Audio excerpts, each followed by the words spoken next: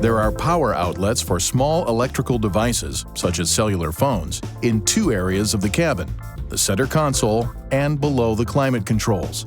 Please see the manufacturer's owner's manual supplied with your device for detailed information when connecting the device to an outlet.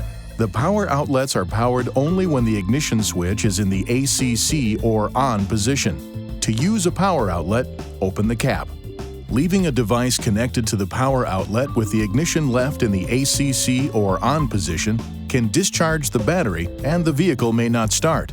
Please see your owner's manual for important safety information, system limitations, and additional operating information.